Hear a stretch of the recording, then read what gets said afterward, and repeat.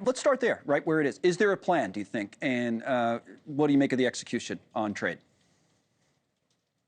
Well, I do think there's a plan. Anyone who's read The Art of the Deal knows that President Trump is always looking to increase his advantage and get whoever he's negotiating with to come closer and closer and closer to where he's at.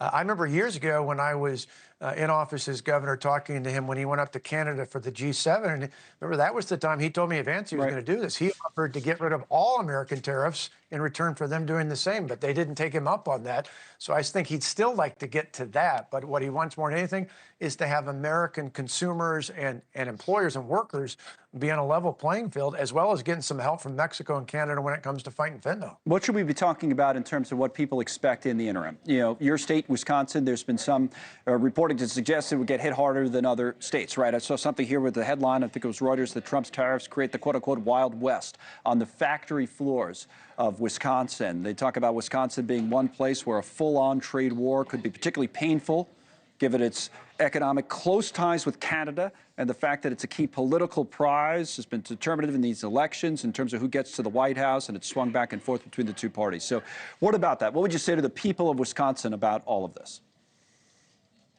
Well, I think you're going to see a very short-term war if there is one, because in the end, whatever they're doing to retaliate, they can't win. EU and Canada can't win this war. They're better off trying to get to a resolution here and pay attention to what the president's asking for. In the case of Canada and Mexico in particular, it's about getting some relief when it comes to the border, and particularly the fight against fentanyl. And when it comes to trade overall, try to level the playing field. They get to that, we're going to see this go away quickly. I don't know that it'll be as quick as Bogota was to back away when the president threatened tariffs against them. But remember, that happened within an hour. That was different circumstances, but I still be relatively short term. Okay, it's interesting because in the short term, though, you can have a lot of pain. You know, people's retirement accounts. We've seen that. You know, it falls, and people start to get nervous. Even people who support the president, generally speaking.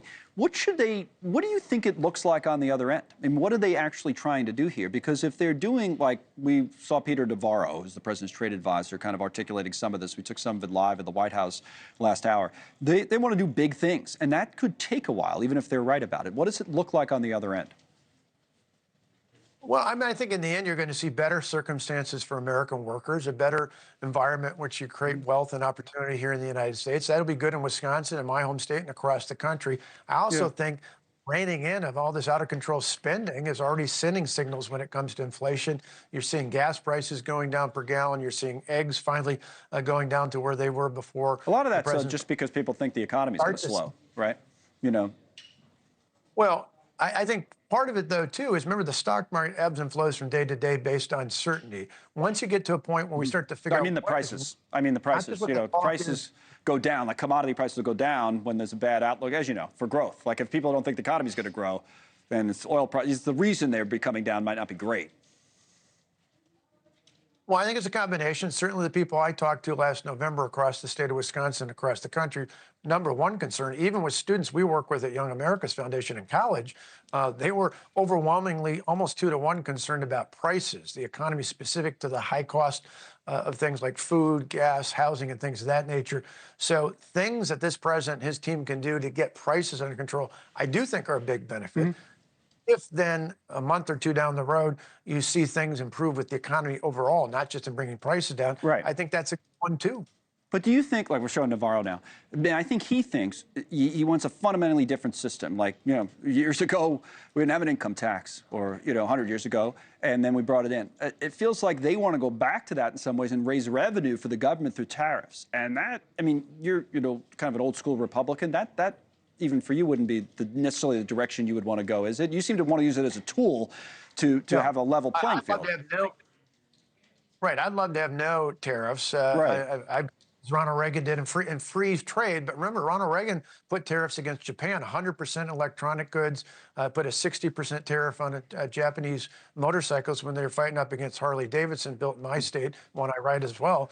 But that was short term. That was like a punch to get people's attention. And it wasn't enough for Trump. He literally said Reagan was terrible on trade. Did you see that? He says Reagan was awful on trade. That's what the president said, the current one.